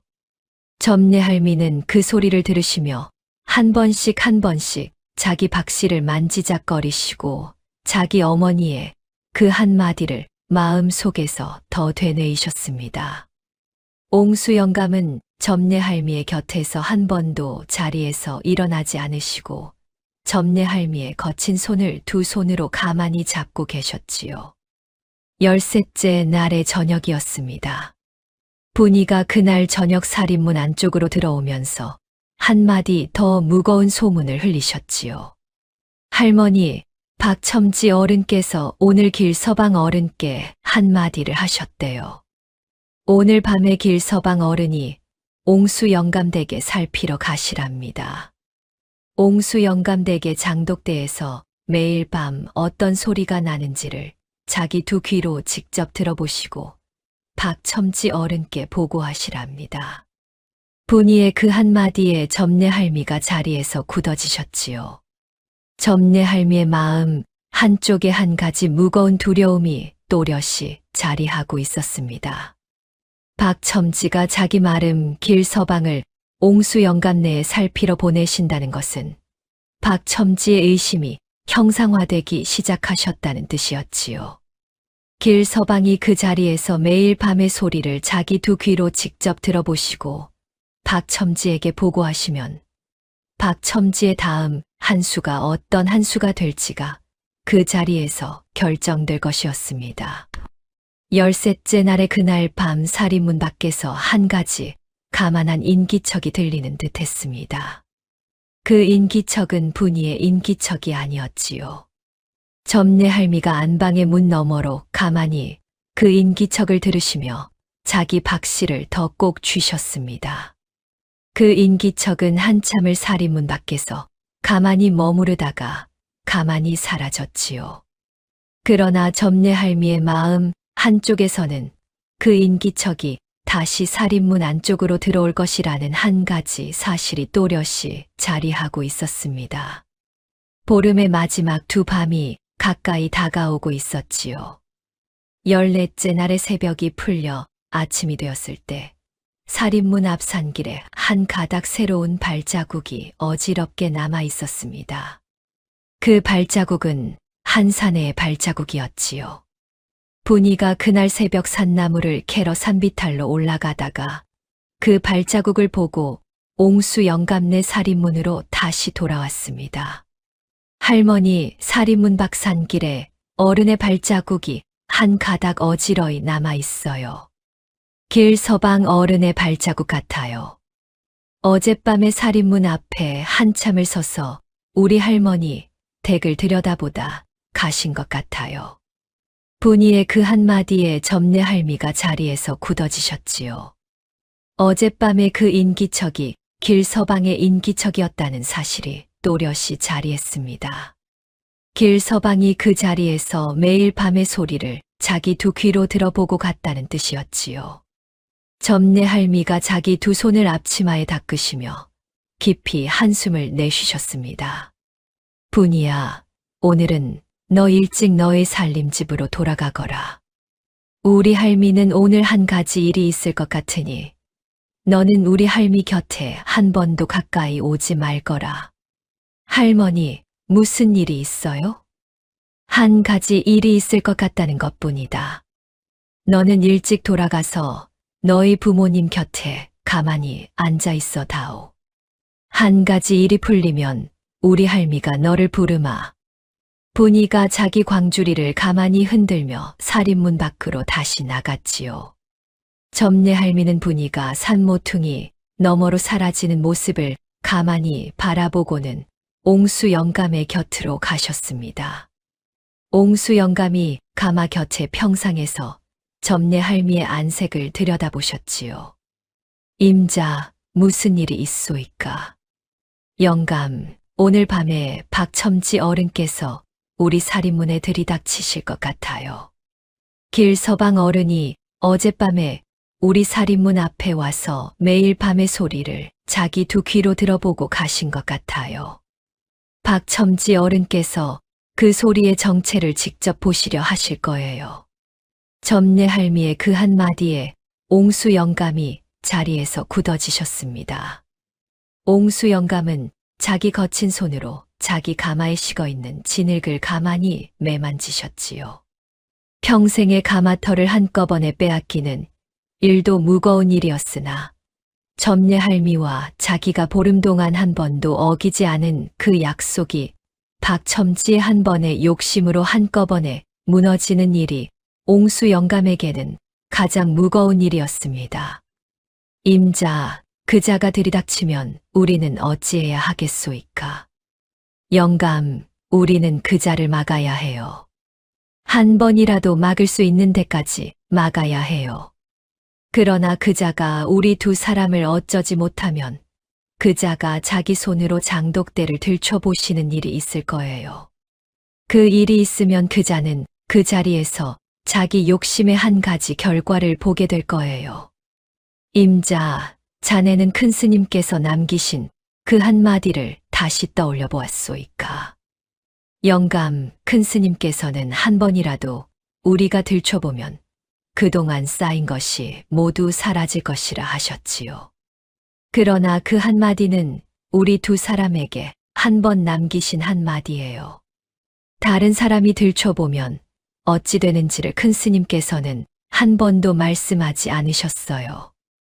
다른 사람의 손이 우리 장독대에 닿으면 그 자리에서 다른 일이 일어날 거예요. 점례 할미의 그 한마디에 옹수 영감이 자리에서 가만히 고개를 끄덕이셨지요. 옹수 영감은 점례 할미의 그 한마디 뜻을 단번에 알아들으셨습니다. 큰 스님께서 우리 두 사람에게 한 번 남기신 약속의 한 가닥은 우리 두 사람의 마음을 시험하시는 한 가닥이었으나 박첨지의 한 손이 우리 장독대에 닿는 일은 박첨지의 욕심을 시험하시는 한 가닥이라는 사실이 두 분의 마음 한쪽에 또렷이 자리하고 있었지요. 14째 날의 그날 저녁이 가만히 깊어졌습니다. 옹수 영감과 점례 할미는 그날 저녁 안방에 자리를 한 번도 펴지 않으시고 마루에 가만히 앉아 살인문 쪽을 바라보고 계셨지요. 두 분의 마루 한쪽에 호롱불이 한 자락 가만히 흔들리고 있었습니다. 산골의 그날 저녁의 안개가 가만히 깔려 들기 시작했지요. 밤이 깊어지고 자정이 가까워졌을 무렵이었습니다. 살인문 밖에서 한 가지 큰 인기척이 들렸지요. 박첨지의 비단 두루마기 자락이 가만히 살인문을 흔들고 살인문 안쪽으로 박첨지의 한 발이 가만히 들여졌습니다. 박첨지의 곁에는 길서방이 자기 빗장불을 한 손에 들고 따라 들어오고 있었지요. 박첨지의 비단 두루마기에 호박 단추가 호롱불 아래에서 둥근 빛으로 빛났습니다. 옹수 놓친 한밤중에 결례를 하리다.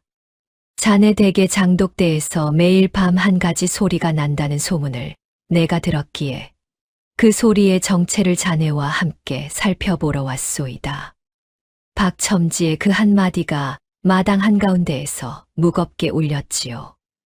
옹수 영감이 자리에서 일어나 박첨지를 향해 한마디 답을 올리셨습니다. 첨지 어른, 우리 댁의 장독대는 우리 댁의 사사로운 자리옵니다. 한 큰 스님께서 우리에게 보름 동안 한 번도 가지 말라 부탁하신 자리이오니 첨지 어른께서도 그 한마디를 헤아려 주시옵소서. 옹수 놓친 한 큰 스님이라 함은 어떤 큰 스님이요. 자네 댁에 매일 밤 한 가지 소리가 난다는 그 소문이 산 아래 마을에까지 번진 까닭이 무엇이오? 자네 댁의 장독대에 한 가지 묻혀 있는 것이 아닌가? 첨지 어른, 한 가지 묻혀 있는 것이 한 번도 없사옵니다. 다만 한 큰 스님께서 우리에게 한마디 부탁하신 그 한마디가 우리에게 한 무거운 약속이 된 것뿐이옵니다. 옹수 놓친 자네의 한마디로는 내 한 번의 의심이 한 번도 풀리지 않을 것이오. 내 직접 두 눈으로 보아야겠소. 박첨지가 자기 곁에 길서방에게 한마디를 흘리셨지요. 길서방이 자기 빗장부를 마루 위에 가만히 놓고는 자기 두 손으로 옹수 영감의 두 팔을 잡으셨습니다. 옹수 영감이 길서방의 손에 가만히 흔들리시며 마당 한쪽으로 한 번에 끌려가셨지요.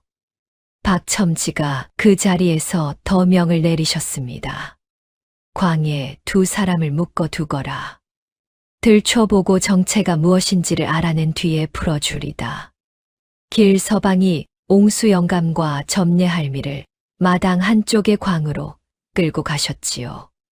광 안의 한쪽 기둥에 옹수 영감의 두 손과 점례할미의 두 손을 한 가닥 새끼줄로 묶으셨습니다. 점례할미는 한 번도 저항하지 않으셨지요. 점례할미의 마음 한쪽에서는 한 가지 사실이 또렷이 자리하고 있었습니다. 박첨지의 손이 자기네 장독대에 닿는 그 순간이 박첨지의 욕심이 흙으로 돌아가는 그 순간이라는 한 가지 사실이었지요. 길서방이 광의 문을 닫고 박첨지의 곁으로 돌아갔습니다. 박첨지가 마당 한가운데에서 자기 비단 두루마기를 가다듬으시고는 뒷마당에 장독대 쪽으로 발걸음을 옮기셨지요. 길서방이 그 곁에서 자기 호롱불을 한 손에 들고 박첨지를 따라가고 있었습니다. 박첨지의 한 발이 뒷마당의 장독대 앞에 가만히 놓였지요. 장독대에는 옹수 영감의 손으로 빚은 7 항아리가 평소처럼 자리하고 있었습니다. 큰 항아리가 3, 중간 항아리가 2, 작은 항아리가 2. 박첨지가 그 7 항아리를 둘러보시고는 자기 시선이 가장 안쪽 구석의 가장 작은 항아리에 자리하게 되셨지요. 그 작은 항아리는 점례할미가 매일 한 번씩 마른 행주로 닦아 두던 그 항아리였습니다. 옹수 영감이 신혼 첫 해에 점례할미를 위해 빚어준 그 첫 작품이었지요. 길서방, 저 가장 안쪽의 작은 항아리부터 한번 들춰보아라. 작은 항아리의 한 가지가 가장 또렷이 들리는 듯하다. 예, 첨지 어른. 길서방이 자기 호롱불을 가만히 마당 한쪽에 놓고 가장 안쪽의 작은 항아리 쪽으로 한 발을 옮기시려 했지요. 그러나 박첨지가 길서방의 한 발을 멈춰 세우셨습니다. 길서방은 거기 한 번 머물러 있거라. 한 가지 보물이 묻혀 있다면 그것은 내 손으로 직접 들여다볼 일이지. 박첨지가 자기 비단 두루마기 자락을 가만히 걷어 올리시며 가장 안쪽의 작은 항아리 앞에 무릎을 꿇으셨지요. 박첨지의 두 손이 그 작은 항아리의 뚜껑에 가만히 놓였습니다. 박첨지의 호박 단추가 호롱불 아래에서 둥근 빛으로 빛났지요. 박첨지의 입가에 가는 미소가 자리했습니다. 어디 한번 보자. 박첨지가 그 한마디를 자기 입 안에서 가만히 흘리시며 작은 항아리의 뚜껑을 한 번에 들어 올리셨지요. 그 순간이었습니다. 작은 항아리의 안쪽에서 한 가닥의 흙기둥이 한 번에 솟아 올랐습니다. 그 흙기둥은 한 번에 박첨지의 두 팔과 가슴과 얼굴을 한 번에 덮쳐 올랐지요. 박첨지가 그 자리에서 비명을 지르려 하셨으나 흙이 박첨지의 입을 한 번에 덮어 비명이 한 번도 새어나오지 않았습니다.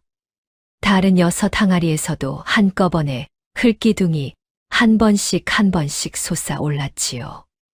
7 항아리에서 한꺼번에 솟아 오른 흙이 한 번에 장독대 자리를 두텁게 한 번 덮어갔습니다. 길 서방이 자기 호롱불을 떨어뜨리고 자리에서 뒷걸음을 치셨지요. 호롱불이 흙바닥에 떨어져 가만히 꺼져갔습니다. 장독대의 흙더미가 가만히 가라앉을 때까지 길 서방이 마당 한쪽에서 자리에 풀썩 주저앉아 두 손으로 자기 머리를 감싸 쥐고 계셨지요. 길 서방의 두 어깨가 한 번씩 떨고 있었습니다. 박첨지의 비단 두루마기 자락한 가닥이 흙더미의 한쪽 끝에서 가만히 빚어나와 있었지요. 박첨지의 호박 단추한 알이 흙더미의 한쪽에서 빛바램으로 빛나고 있었습니다. 산골의 그 새벽이 가만히 더 깊어지는 동안 광 안에 묶여있던 옹수 영감과 점례 할미는 한 번도 자기네의 두 손을 풀려 하지 않으시고 그저 광의 한쪽 기둥에 머리를 가만히 기대고 계셨지요. 광 안에서 점례 할미가 자기 박씨 목걸이를 가만히 만지작거리시며 자기 어머니의 그 한마디를 더 마음 속에서 되뇌이셨습니다. 사람이 욕심을 비우면 복이 차오르고 욕심을 채우려 하면 복이 사라진다는 한마디였지요. 그 한마디가 그 새벽의 그 자리에서 또렷한 한 가지 진실이 되고 있었습니다. 광 안에 묶여있던 옹수 영감과 점례 할미가 가만히 광의 문 너머로 들려오는 한 가지 인기척의 자리에서 두 눈을 가만히 들어 올리셨습니다. 그 인기척은 길 서방의 인기척이었지요. 길 서방이 가만히 광의 문을 열고 들어와 옹수 영감과 점례 할미의 두 손을 묶고 있던 새끼줄을 자기 떨리는 두 손으로 풀어드리고 있었습니다. 길 서방의 두 손은 가만히 떨고 있었지요. 길 서방이 두 분의 두 손을 풀어드리고는 자리에서 깊이 머리를 조아리셨습니다. 영감 어른, 할미 어른, 첨지 어른께서 한 번에 흙에 묻히셨사옵니다. 보지 못한 일이 올시다. 저는 한 번도 이 자리에서 본 일이 없는 듯이 산을 넘어 도망치겠사옵니다. 부디 영감 어른과 할미 어른께서는 한 번도 저를 본 일이 없으시다 해 주시옵소서. 길 서방의 그 한마디에 점례 할미가 자리에서 가만히 길 서방의 두 손을 잡으셨지요. 점례 할미의 손길이 길 서방에 떨리는 두 손에 가만히 따뜻하게 자리하셨습니다. 길 서방, 한 번도 도망치지 마시오. 자네의 두 손은 한 번도 우리 장독대에 닿지 않으셨소이다. 자네의 두 발이 그 자리에 머무른 것뿐이오. 자네가 자네의 두 입으로 자네가 본 한마디를 사또 어른께 한 번 올려드리는 일이 자네가 살 한 가지 길이오. 길 서방이 점례 할미의 그 한마디에 자리에서 깊이 머리를 더 조아리셨지요. 길 서방의 두 어깨가 가만히 떨고 있었습니다. 옹수 영감과 점례 할미가 광에서 가만히 나오시며 마당 한가운데의 흙더미를 가만히 바라보셨지요. 흙더미는 가만히 가라앉아 평평해져 있었고 7 항아리는 한 번도 자리에서 보이지 않게 흙 아래에 가만히 묻혀 있었습니다. 박첨지의 비단 두루마기 자락한 가닥과 호박 단추한 알만이 흙더미의 한쪽 끝에서 가만히 빚어나와 있었지요. 점례 할미가 흙더미 앞에서 무릎을 꿇으셨습니다. 옹수 영감이 점례 할미의 곁에 자리에서 가만히 무릎을 꿇으셨지요. 점례 할미의 두 눈에서 한 줄기의 눈물이 가만히 흙바닥 위로 떨어져 흙바닥에 작은 동그란 자국을 만들었습니다. 점례 할미는 그 자리에서 자기 어머니의 그 한마디를 마음 속에서 또렷이 되뇌이셨지요. 그러나 점례 할미의 가슴 한쪽에는 작은 한숨이 자리하고 있었습니다. 보름의 한 약속이 한 번에 깨졌으니 큰 스님께서 남기신 한마디대로 그동안 쌓인 것이 한 번에 모두 사라진 것이 분명한 까닭이었지요. 영감, 우리가 너무 많이 잃었어요. 임자, 우리가 한 번도 잃지 않은 것이 한 가지 있소이다. 우리가 그 한 그릇을 한 큰 스님께 내어드리던 그 마음, 그 한 가지는 한 번도 잃지 않으셨지요. 옹수 영감의 그 한마디에 점례 할미가 가만히 두 눈을 감으셨습니다. 점례 할미의 거친 두 손이 자기 박씨 목걸이를 가만히 만지작거리고 계셨지요. 그 시각이었습니다. 살인문 밖에서 작은 인기척이 들려왔지요. 그 인기척은 분이의 인기척이었습니다. 분이가 새벽의 안개 속에서 자기 광주리를 한 손에 들고 살인문 안쪽으로 가만히 들어오고 있었지요. 분이가 마당 한가운데의 흙더미를 보고는 자리에서 굳어졌습니다. 그러나 분이의 두 눈은 한 번도 그 흙더미에 머무르지 않으시고 자리에서 가만히 옹수 영감과 점례 할미의 곁으로 한 번에 다가왔지요. 할아버지, 할머니, 두 분 다 괜찮으세요? 분이가 점례 할미의 곁에 가만히 무릎을 꿇으며 점례 할미의 두 손을 자기 두 손으로 가만히 감싸 쥐었습니다. 분이의 작은 손이 점례 할미의 거친 두 손 안에서 가만히 따뜻하게 자리했지요. 할아버지, 할머니, 두 분께서 마지막 누룽지를 굶주린 스님께 내어드린 그 마음만큼은 흙으로 묻혀 사라지지 않아요. 박첨지 어른이 그것까지는 흙으로 덮을 수 없어요. 우리 엄마가 그러셨어요. 한 끼를 굶고 한 사람을 살리는 마음은 한 번도 사라지지 않는다고요. 그 마음이 두 분 안에 있으면 그 자리에 다른 한 가지가 다시 자리할 거예요.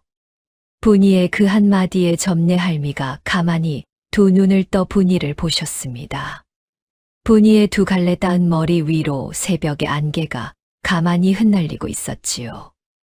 분이의 두 눈은 한 번도 흔들림 없이 점례 할미의 두 눈을 한 번에 마주 보고 있었습니다. 점례 할미가 분이의 작은 손을 가만히 두 손으로 잡으시고 자리에서 가만히 일어나셨지요.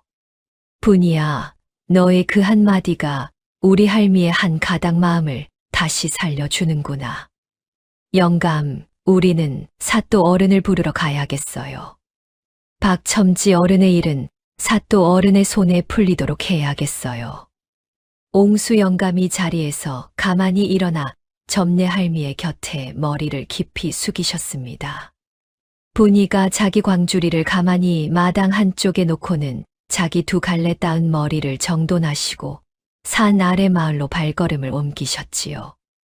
분이가 산 모퉁이 너머로 사라지는 모습을 옹수 영감과 점례 할미가 살인문 앞에서 가만히 바라보고 계셨습니다. 해가 동산 위로 한 뼘 정도 올라왔을 무렵이었지요. 살인문 밖 산길에서 한 가지 익숙한 인기척이 가만히 들렸습니다. 그 인기척은 가만히 살인문 안쪽으로 들어왔지요. 잿빛 장삼의 한 자락이 새벽의 안개 속에서 가만히 흔들리고 있었습니다. 그 노승이 다시 옹수 영감네 살인문 안쪽으로 들어오신 것이었지요. 노승의 두 눈동자가 그 자리에서 더 푸른 빛으로 또렷이 빛나고 있었습니다. 노승의 두 발은 그날 새벽에도 한 번도 흙바닥에 자국을 남기지 않으셨지요. 옹수 영감과 점례 할미가 자리에서 가만히 무릎을 꿇으시며 노승을 향해 깊이 머리를 조아리셨습니다. 노승이 자기 다른 지팡이를 가만히 흙더미 위에 짚으시며 한마디를 가만히 흘리셨지요. 영감, 할멈, 보름을 잘 지키셨소이다. 큰 스님, 우리가 보름을 마저 못 지켰사옵니다.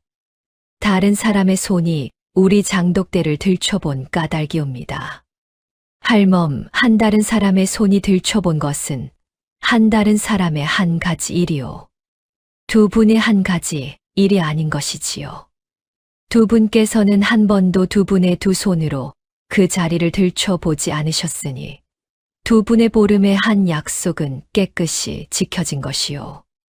노승의 그 한마디에 점례 할미가 자리에서 가만히 두 눈에 다시 한 줄기의 눈물이 자리하셨지요. 노승이 자기 지팡이를 흙더미 위에 가만히 다시 짚으셨습니다. 그 자리에서 한 가지가 가만히 일어났지요. 흙더미가 가만히 가라앉으며 7 항아리가 다시 자리에서 가만히 모습을 드러냈습니다. 그 7 항아리는 흙이 가만히 씻겨 나간 자리에 깨끗한 모습으로 자리하고 있었지요. 가장 안쪽 구석의 작은 항아리도 다시 자리에서 가만히 모습을 드러냈습니다. 점례 할미가 그 작은 항아리를 가만히 두 손으로 들어 올리시며 그 안쪽을 가만히 들여다보셨지요. 그 작은 항아리의 안쪽에는 한 가지 곡식이 가득 차 있었습니다. 점례 할미가 가만히 그 곡식을 들여다보시고 미소를 지으셨지요. 비웠더니 차올랐네. 점례 할미의 그 한마디에 노승이 자기 지팡이를 가만히 짚으시며 합장을 하셨습니다. 노승이 자기 지팡이로 다른 6 항아리를 한 번씩 가만히 짚어 보이셨지요.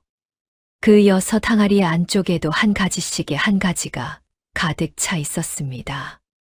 큰 항아리 셋에는 곡식이 가득 차 있었고 중간 항아리 둘에는 콩이 가득 차 있었으며 작은 항아리 둘 가운데 다른 한 항아리에는 소금이 가득 차 있었지요. 흙이 가만히 가라앉은 자리에 흙은 가만히 곡식이 되고 콩이 되고 소금이 된 것이었습니다. 큰 스님, 이 한 가지가 어찌 된 일이옵니까? 옹수 영감의 그 한마디에 노승이 가는 미소를 띠시며 한마디를 가만히 흘리셨지요. 영감. 두 분의 한 그릇의 마음이 보름 동안 한 번씩 그 항아리에 차오른 것이요. 한 번에 모두 차오른 것이 아니라 두 분이 한 번씩 마음을 비우실 때마다 한 번씩 차오른 것이지요. 한 번에 한 줌씩의 곡식, 한 번에 한 줌씩의 콩, 한 번에 한 줌씩의 소금이 그 두 분의 마음의 한 가닥에 한 번씩 자리한 것이요. 큰 스님, 박첨지 어른의 한 가지는 어찌 된 일이옵니까? 영감, 욕심이 흙이 되었구나. 노승의 그 한마디에 옹수 영감과 점례 할미가 자리에서 가만히 머리를 깊이 숙이셨지요. 그 시각에 산모퉁이 너머에서 한 가지 큰 인기척이 들려왔습니다. 분이가 산 아래 마을의 청도 사또를 모시고 다시 살인문 안쪽으로 들어오고 있었지요. 사또가 자기 포졸 둘을 데리고 옹수 영감네 마당 한가운데 도착하셨습니다. 사또가 그 자리에서 흙거미의 한쪽 끝에서 빚어나와 있는 박첨지의 비단 두루마기 자락을 보시고 자리에서 굳어지셨지요. 길서방이 그 자리에서 무릎을 꿇으시고 자기 두 손에 들고 있던 박첨지의 빗장부를 사또 앞에 펼쳐 놓으셨습니다. 길서방이 떨리는 목소리로 한마디를 한 번씩 토해내셨지요. 사또 어른, 박첨지가 시켰습니다. 박첨지 어른께서 청도 산골의 가난한 집들의 빚을 사모아 그 가난한 집들의 땅을 한 번씩 빼앗아 오신 일이 한 가지가 아니옵니다. 옹수 영감 댁의 가마터를 빼앗으시려 한 일도 한 가지였사옵고 산 아래 마을에 7 가난한 집의 땅을 같은 모양으로 빼앗으신 일이 7 자리이옵니다. 그 7 자리의 빚장부가 이 빚장부에 모두 자리하고 있사옵니다. 첨지 어른의 한 가지 욕심으로 평생을 살아오신 일이 흙더미 아래에서 끝나신 것이옵니다.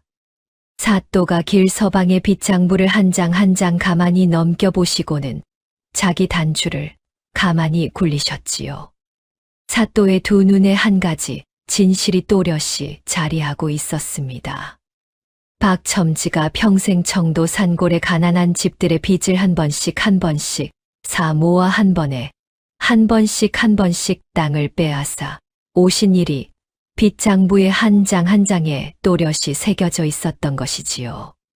길서방, 자네는 자네의 한 가지 자백으로 형이 한 등급 감해지리라. 박첨지의 모든 재산은 압류하여 빚을 진 가난한 집들에 한 번씩 한 번에 돌려드리겠노라. 박첨지 본인은 클더미 아래에서 발견되었으니 그 자리에서 한 가지 응보가 이루어진 것이라 보아두리라. 길서방은 청도 관하로 함께 가서 자세한 자백을 더 풀어두거라. 길서방이 자리에서 깊이 머리를 조아리셨지요. 사또가 자기 포졸들에게 한 번 명을 내리시며 마당 한가운데에 흙더미를 가리키셨습니다. 포졸들이 흙더미를 가만히 파헤쳐 박첨지의 시신을 가만히 거두어 내었지요. 박첨지의 비단 두루마기는 더러워져 있었고 호박 단추 한 알은 흙바닥에 빛바램으로 빛나고 있었습니다. 박첨지의 손가락에 끼어있던 옥반지가 한쪽에서 깨어진 채로 자리하고 있었지요. 사또가 자리에서 일어나 옹수 영감과 점례 할미를 향해 깊이 머리를 숙이셨습니다. 옹수 영감, 점례 할미. 두 분의 한 가지 굳은 약속이 청도, 산골의 한 가지 무거운 비밀을 풀어내었소이다. 두 분의 가마터는 한 번도 박첨지의 손에 넘어가지 않을 것이요. 두 분의 빚도 박첨지의 모든 재산이 압류되는 자리에서 깨끗이 정리되리다. 청도 산골의 가난한 7집들도 다시 자기네 땅을 한 번씩 돌려받게 되리다. 사또가 길서방을 데리고 산 아래 마을로 다시 길을 잡으셨지요.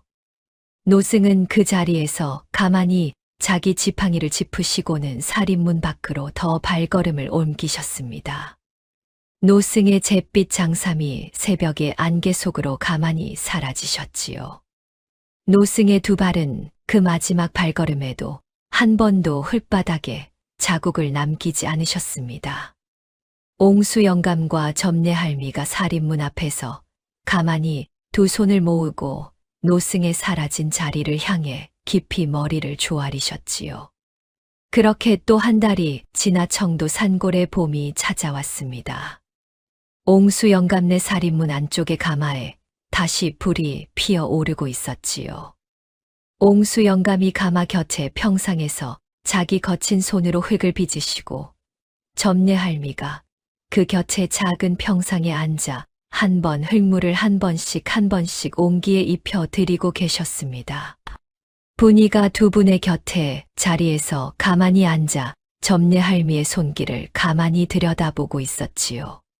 점례 할미가 자기 목에 40해가 넘도록 걸려있던 그 박씨 목걸이를 가만히 풀으셨습니다. 점례 할미가 그 박씨 목걸이를 분이의 작은 목에 가만히 걸어주시고는 분이의 두 갈래 따은 머리를 가만히 매만져 주셨지요. 분이야, 이 박씨를 너의 목에 걸어주마. 너의 어머니께서 너에게 한 번 들려주신 그 한마디를 너도 너의 자식에게 한 번 들려주려무나. 사람이 욕심을 비우면 복이 차오르고 욕심을 채우려 하면 복이 사라진다는 그 한마디. 그 한마디가 너의 한평생을 지켜줄 것이니라. 분이의 두 눈에 한 줄기의 눈물이 가만히 자리하셨지요. 분이가 가만히 점례 할미의 두 손을 자기 두 손으로 잡으셨습니다. 점례 할미의 거친 두 손이 분이의 작은 두 손 안에서 가만히 따뜻하게 자리했지요. 뒷마당의 장독대에는 옹수 영감의 손으로 빚은 7 항아리가 다시 자리에서 가지런히 자리하고 있었습니다. 가장 안쪽 구석의 작은 항아리는 다시 비어있는 자리로 가만히 자리하고 있었지요. 점례 할미가 매일 한 번씩 마른 행주로 그 항아리의 바깥쪽을 가만히 닦아두는 일은 그 한 달의 봄 이후로도 한 번도 멈추지 않으셨습니다. 여러분, 사람이 욕심을 비우면 복이 차오르고 욕심을 채우려 하면 복이 사라진다 하옵니다. 가난한 옹기장이 노부부의 마지막 누룽지 한 그릇이 한 큰 스님의 한마디를 불러드리고 그 한마디가 보름 동안 한 가지 무서운 시험이 되어 노부부의 한 마음을 빚어내었지요. 그 한 마음이 한 번도 깨지지 않은 까닭에 노부부의 7 항아리에 한 가지씩의 한 가지가 가득 차오를 수 있었사옵고, 그 한 마음이 한 번도 자리에 닿지 않은 박첨지의 2 손이 흙으로 돌아간 까닭에 청도 산골의 7 가난한 집이 자기네 땅을 한 번씩 돌려받을 수 있었사옵니다. 한 그릇의 마음이 한 평생을 빚어낸다는 그 한마디는 그날의 청도 산골에서 또렷이 살아난 한 가지 진실이옵니다. 다음 영상을 빠르게 만나보시려면 좋아요와 구독을 눌러주세요. 지금 화면에 나오는 더 재미있는 영상들도 함께 해주세요. 그럼 모두 행복한 하루 보내세요. 감사합니다.